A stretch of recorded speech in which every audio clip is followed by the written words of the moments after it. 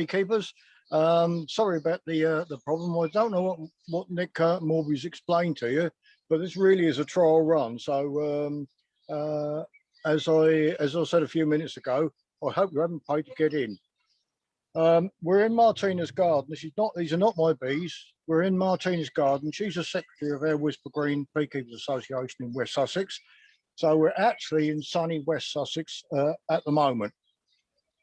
It's a typical sort of garden that probably a lot of people have got. I'm looking probably nearly 10 metres in that direction. And we've got one neighbour and probably 15 or 20 metres in that direction, another neighbour. The bees are at the bottom of the garden. You can probably hear ducks and chickens in the background, so it's quite a productive garden.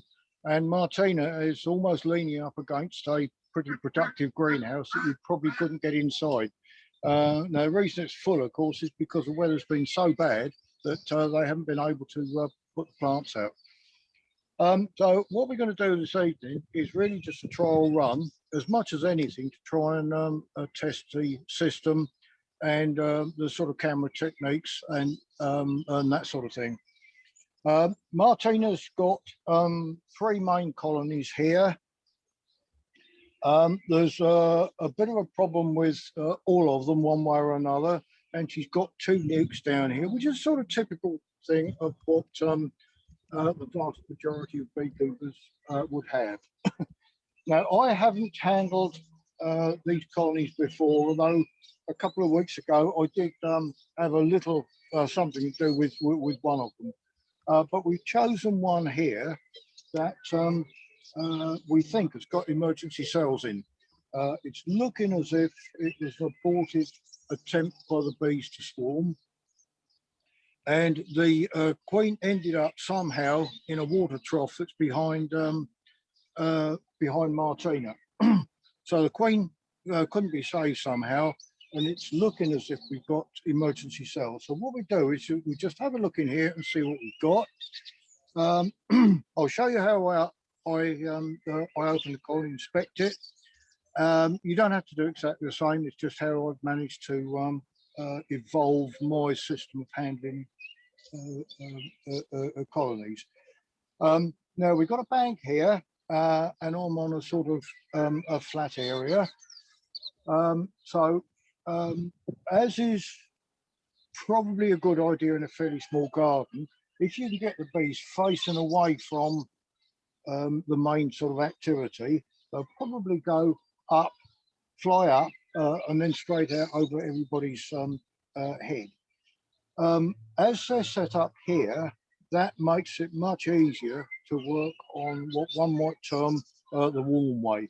So the frames are perpendicular to the entrance. The entrances are down here. And I think I'll probably pitch in. Now, when you go into your bees, I like to make sure they've got some decent kit. There's nothing worse than having something that's going to break or it's uncomfortable to use. So there's 3 things that I really concentrate on. One is a hive tool, and because you're pushing the hive tool in between boxes, it's handy if it's really thin and got a fairly sharp a sharp point to it. So many of the hive tools that are available these days are sort of blunt, so that when you need to put it in the gap like that, instead of just sliding it straight in, people start doing this to get the hive tool in, and you just knock the stuffing out the edges of the boxes, which then causes problems later on, creates holes for wasps to get in and bees as well. I don't have Hoffman spacing, so this type of hive tool suits me better. I think they just technically call it the scraper type. The other one, of course, has got the J on the end. Now, when you're buying a hive tool, I suggest that you actually handle it. Don't just buy one online, because if you watch me, you'll probably see that I've got a hive tool in my hand all the time. Some of them, these edges are rather sharp. And think of a hive tool as literally being a tool, exactly the same as perhaps a carving knife in the kitchen. You're using it as a tool, therefore try and get something that actually suits you. So there's a hive tool. This isn't my smoker because unfortunately the last place I've been to, I've left my smoke behind. It's Martina's. Try to make sure that your smoker fuel is kept alight. I very often get asked what I use for smoker fuel. Well, I use, if I can, touchwood, which is this very light wood, and you can break it up nice and easily. Can you get down in my thing? You can break it up nice and easy like that. It just burns very cool, and I very rarely have any problems with it. Now, I do get fun poked at me, but what I tend to do is put the smoker between my knees like that and just hold it by the bellows. And the reason for that is quite simple, because if I hand in a colony here, that's the level that I'm operating at. That's the level the bees are going to come at me from. Now, if I put the smoker on that hive there, or down on the ground over there, or somewhere like that, if the bees get fired up, they get fired up in literally a split second. If I've got to find my smoker, the bees are immediately out of control. Even if I put it down on the ground like that, I'm getting the face near the bees, and I've got to pick it up. But if I've got the smoker between my knees, I'm working away. If I've got a problem, there's my smoker. So you don't have to do it that way, but I find it nice and easy. The other thing is, I've got a small box with the various bits and pieces that I will be using. So I've got queen cages. I've got marker pens, and don't take any notice of the colour. In fact, that pink is, I find, a lot easier to see. I've got a little torch, and we could probably do. No, we can't do any advertising. Little torch, because very often I'm in a place where it's it's not very good light, and you know, I can have a look and see what's down inside there.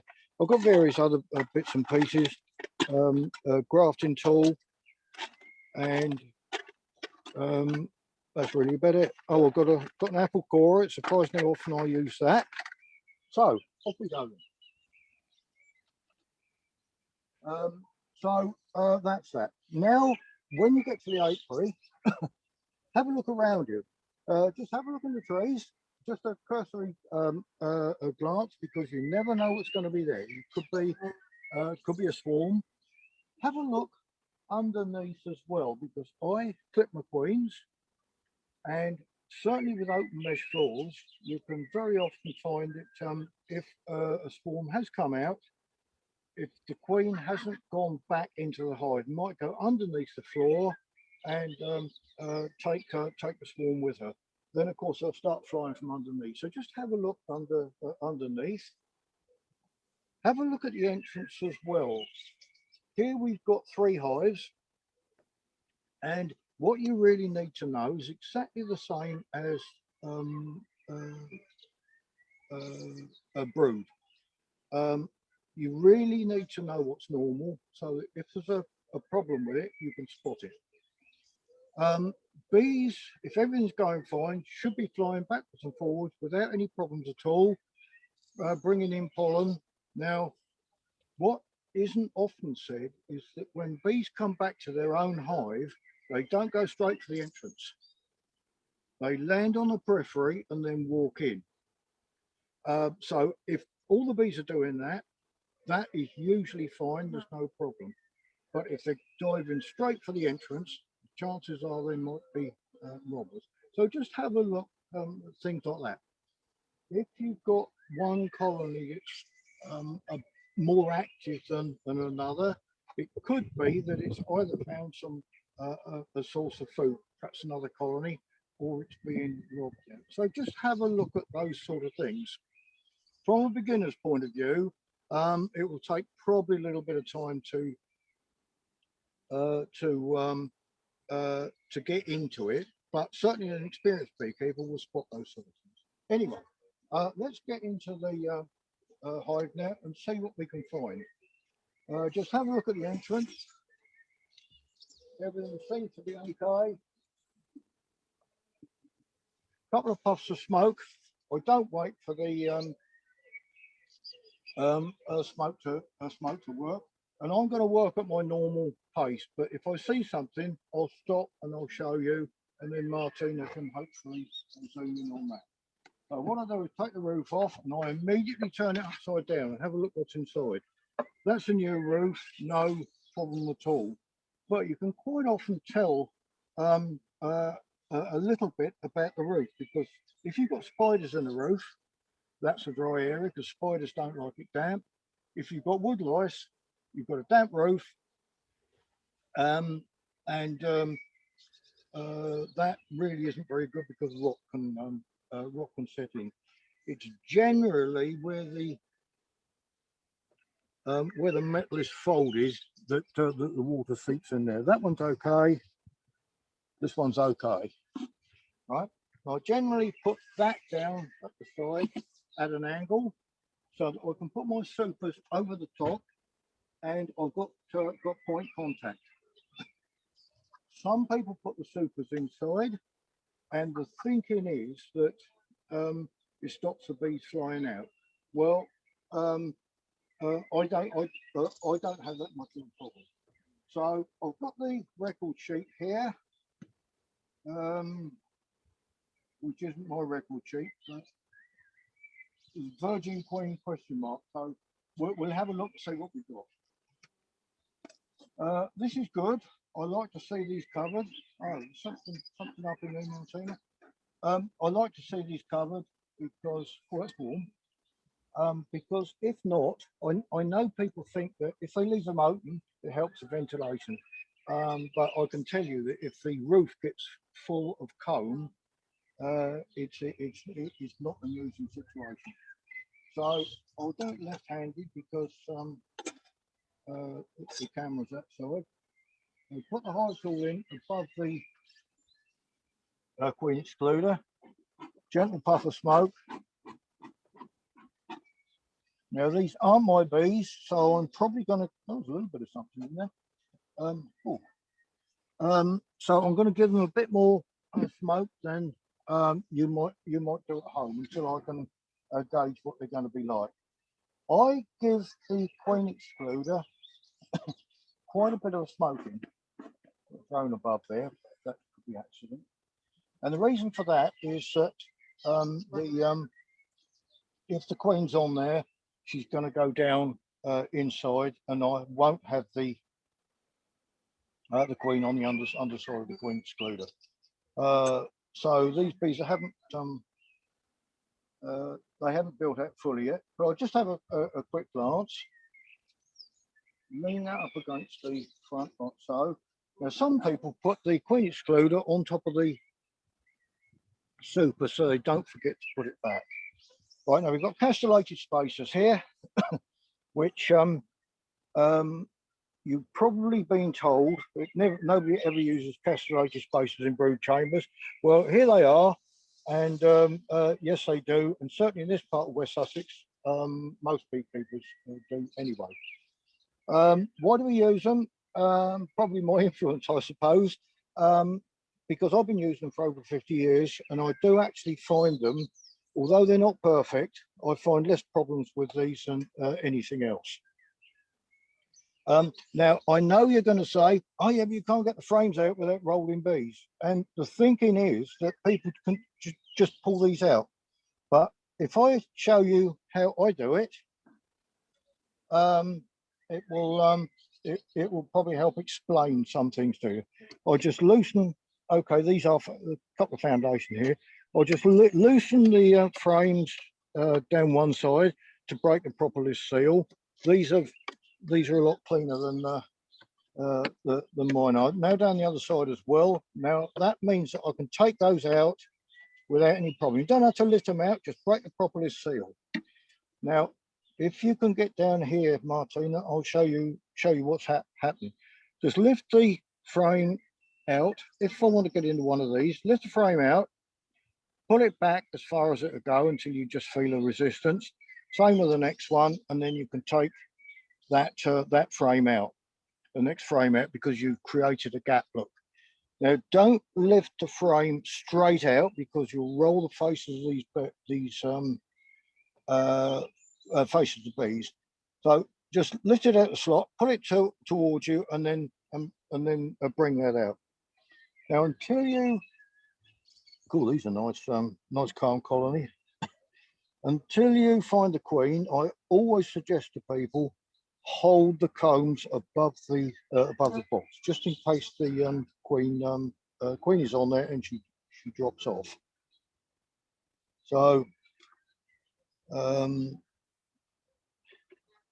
if you want to move bees, just touch them like that with your bare hands and then move away. Look, this isn't a particularly good demonstration because there's no brood underneath. There is a start of a emergency cell there. So look, see there, we know there's no queen in here, or we're fairly certain there's no queen in here.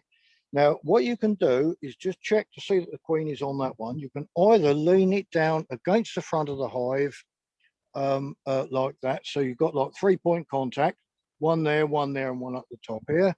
Or you can put it back. I'm going to cheat a little bit here because I have actually got a sheet of foundation that I can take out and create space anyway. Now, if you do that and the sun's out, don't leave that in the sun. Okay, so I'm going to take this one out. Normally, I would just look on the dark side of the comb first, because when I took this frame out, if the queen happened to be on that side of this frame, by the time I go in to take that frame out, it should have gone around the other side, because fertile queens don't like the light. Now these are behaving really well. If you want to check out to see what a colony is like, just take your hand like that, run it over the face of the comb like that. If they're calm, they'll stay there. If they're not calm, they'll fly up and hit my hand. Not sting, but that's one good way of doing it. Now we are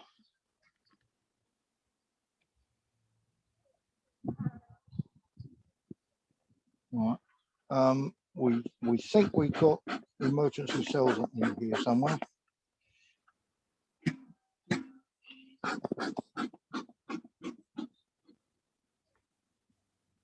Yeah, here we are. There's an emergency cell there. Now, for the beginners amongst you, the difference is that's an emergency cell. Look, it's coming down. These are drone cells next to it.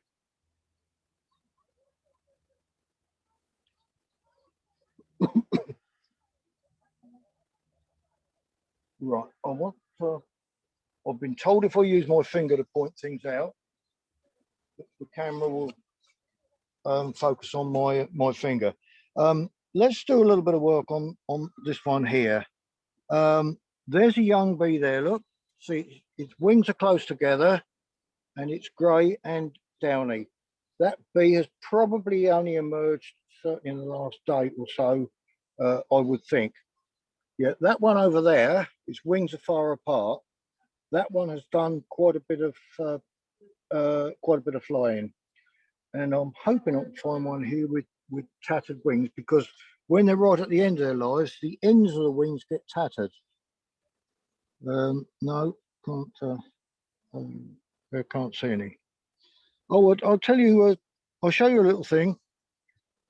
If you want to put workers in a queen cage, if you get bees like that with their, whoops, sorry, that one there, with the heads in the cells and the wings sticking out, that's nice and easy because you just come up behind them like that, grab hold of the wings, and then you can put that in the queen cage. So you can do that with all of them. There's another one there, look, nice and easy to do, and they don't sting you. And there's another one, and there's another one there. So you can do it nice and nice and easy. Now you notice I haven't used very much smoke so far, but these bees are behaving really well. There's one. Oh, it's gone now. Yeah, there's one there fanning, look, showing its Nasonov gland, which is what happens when you open a colony up. Okay, so that's one queen cell emergency cell we found. Now, if this, oh, there's another one here, look. This frame here is really well covered with bees. So if you want to make a what I call a two-frame nuke, a frame like this with a largely sealed brood and a frame of food, and you've got yourself a decent nuke. So we'll just have a look at the other. Oh, aha, that's good. Look what we got here. A queen cell. That's that was a bit of luck, wasn't it? Now that is clearly not an emergency cell, so that is probably a relic from the swarm cell. Is that right, Martina? Yeah. Okay. Now this is one problem you get with deep floors. If you had a shallow floor, that wouldn't be there. Now that would be so easy to miss. And from a beginner's point of view, that one is a queen cell. That one is a drone cell by the looks of things. Yep, drone cell. Not a very good one.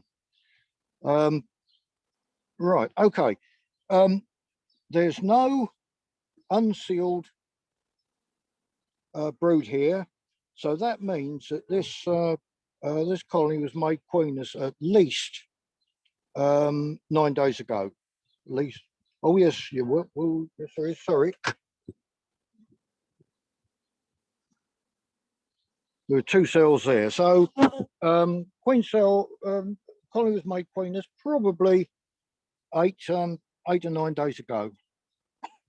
Now you can see the nectar's come in, and I'm surprised it isn't actually dripping out onto the combs. Now I'm keeping this open a lot more than I would expect to, because I'm explaining to you folks. That is quite heavy. That's well covered with bees. Oh, we've got some nectar coming out here. Look.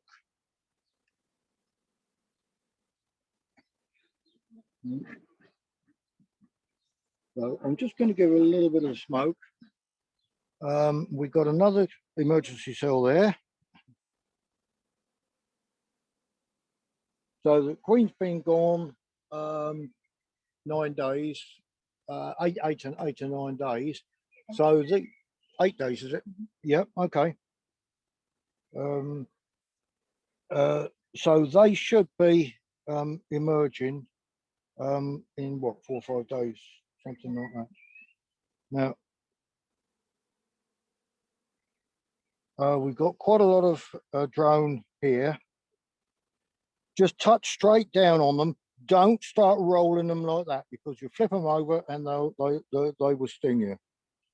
So you can move bees away quite neatly. This here is a drone cell. Now it would be for a beginner, assume it's a queen cell and just rip it out. Right, now what I'm going to do is I'm going to clip and mark a couple of drones so that you can see how that I do it with queens. So if you take that there drone there, course, the thing is, you can steer them. The camera's getting in the way now. But if I show you how I do it, then you can go and practice on your own drones. But we'll take that one. You can actually steer around where you like. See the wings together, so just follow them up and hold them by both wings. I'll put that down on the ground now.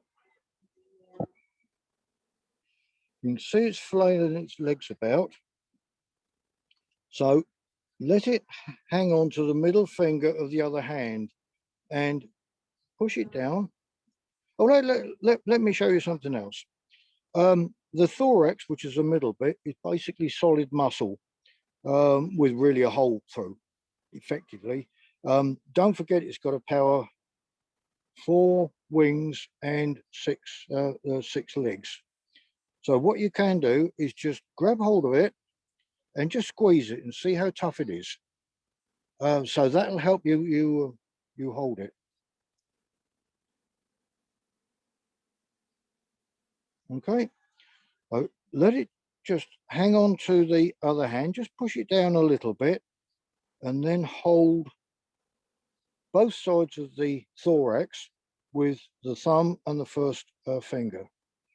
I can then get the marking pen.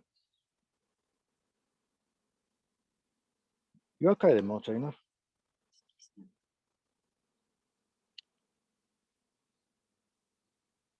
Just a little bit of a mark on there.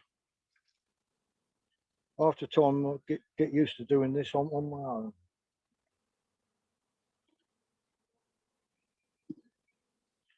And then separate the wings. Don't forget you've got 4 wings. Make sure the leg isn't in amongst that. And just cut off about a half, or perhaps a little bit more. And okay, I would normally put it in one of those queen clips, but it's I've left it in the car. And then you gently put it back on the comb, and away you go, and you can see that one quite easily.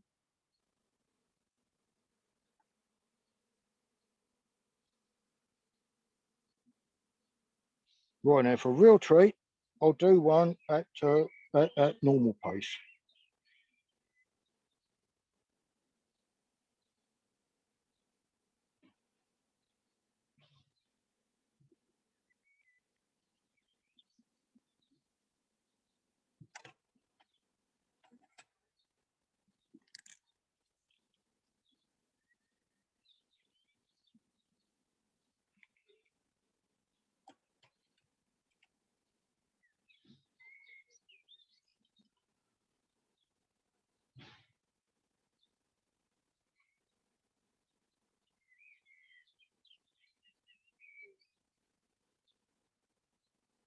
Now, if you work for or not work, but you're involved with another beekeeping association, and a nice little trick is to get into one colony, one meeting, and mark about 20 drones and say absolutely nothing about it. Of course, the next demonstrator that comes along, in a week's time or whatever, it's not long before there she is, there she is, there she is. But I'm fairly well known for my sense of humour. Not everybody shares, I'm afraid, which is a bit of a pity. Right, now I mentioned earlier 2-frame nuke. This is a brilliant frame for a 2-frame nuke. I'd like to see a little bit, few more bees on there, but that should be okay.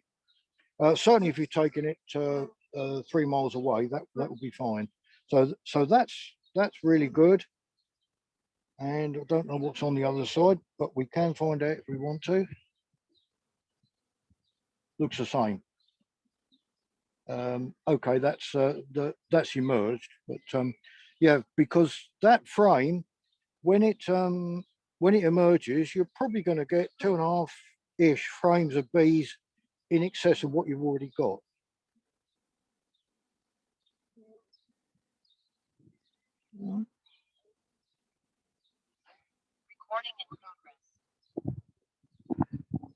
Now this was obviously older brood, because this is now being filled up with nectar. Look.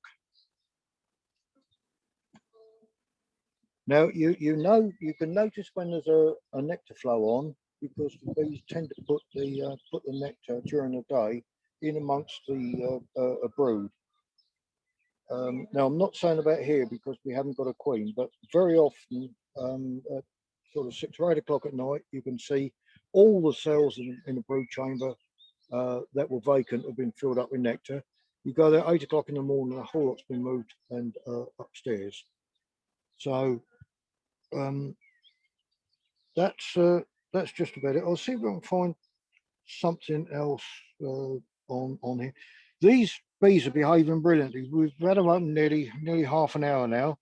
They're still nice and calm on the comb. Look, they're not rushing around. So when we talk about calmness on the comb as a sort of trait, that is nice and calm. And you can tell from the way the bees are behaving that they're not the idle ones that just sit there and wait to be fed. These are what I would call, certainly for my area of West Sussex, these are what I would call good local, probably locally adapted bees. So I will just talk a little bit about the obvious mongrelization. Pointer. Because we are in an area where we've unfortunately got some people with fairly big apiaries of imports. You've got that bee there. It's got quite a lot of yellow about it. That is probably got quite a high percentage of Italian, I was going to say blood, but hemolymph in it, genetics in it. There's darker, looking for a darkish one with whitish tormentor. Cool. Yeah, there's one there. Look, that's a dark bee. The tormentor, which is the wide bands on the abdominal segments, they're fairly light and fairly wide. So that tends to suggest carniolan. But this is quite a mixture, and it's what a lot of people have got, what a lot of people start with. And oh, there's another one that with a wide tormentor. That's probably got sort of almost 50-50. I'm not a geneticist. It's 50-50 carniolan and Italian. So I don't know what the queen was like in here, but it's typical of what a lot of beekeepers in a lot of sort of England, Wales, and perhaps a little bit of Scotland have got these days. Of course, you get into the more harsh conditions, and they are going to be much more native than these are. So what I'll do is I'll put this back together now, so that you can see what I was doing in reverse. See how much smoke I've used. Okay, it's not a full colony, but it's quite a populous one. Now, for you folk that are queen rearing, I wouldn't have a problem raising queens in this colony, because the 2, 4, 6, there's about 6 or 7 frames really well covered with bees. You're much better using a colony like this than if you had a full colony that was sparsely populated. So you can see absolutely everything. I certainly wouldn't worry about raising 6, 8, 10 queens from in that colony, which, if you think about it, is in the right condition, because it's producing its own queen cells. And instead, that's about what it's done on its own. That's what we've seen, about 6 or 8 emergency cells, isn't it? So just put this lot back.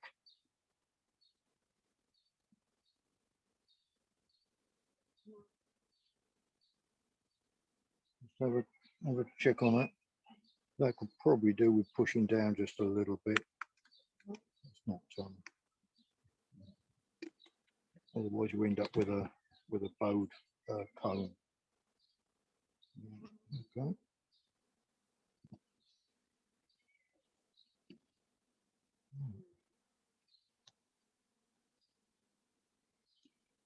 So just a little bit of smoke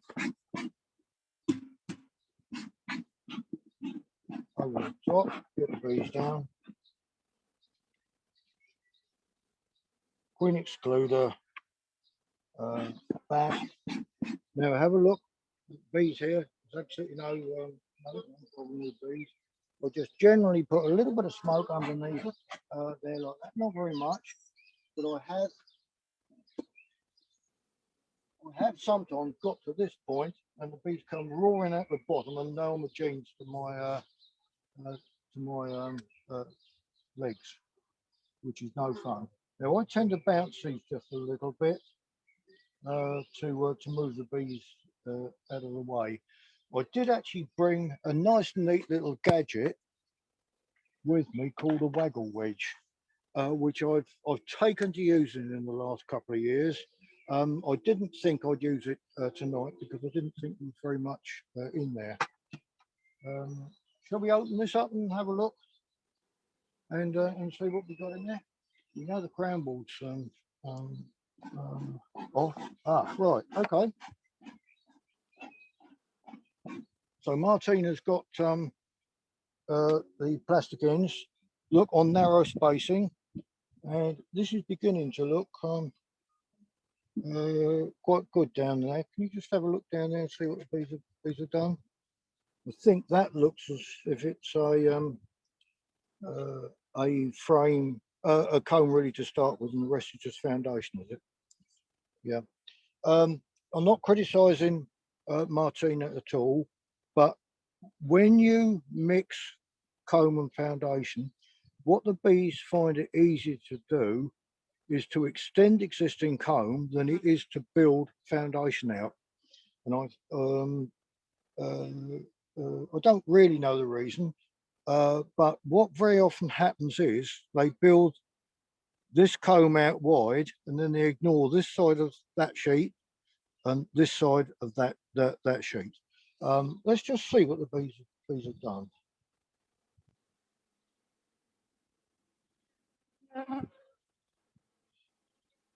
No, they have actually started. They've done really well.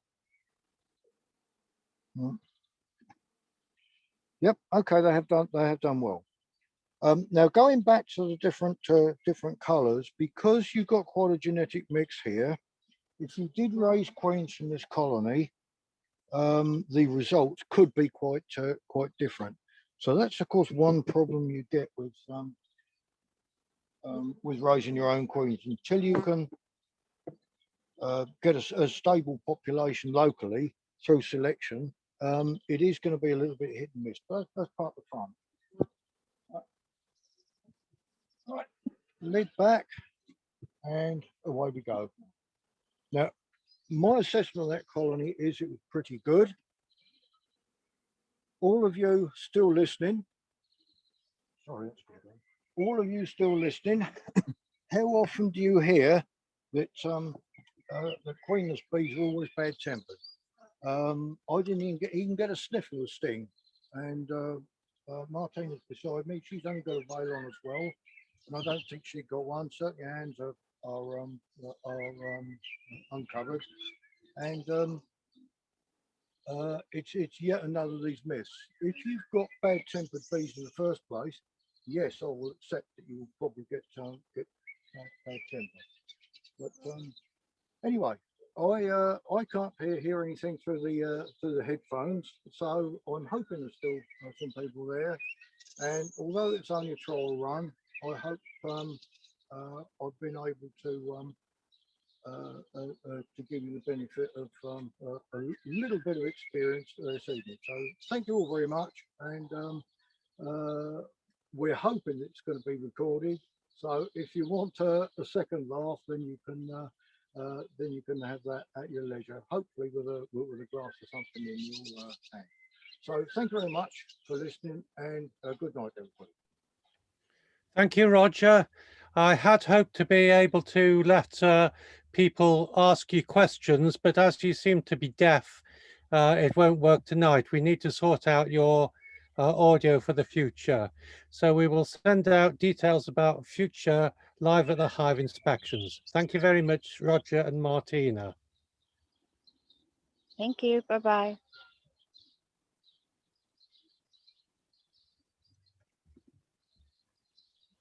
Okay. So that's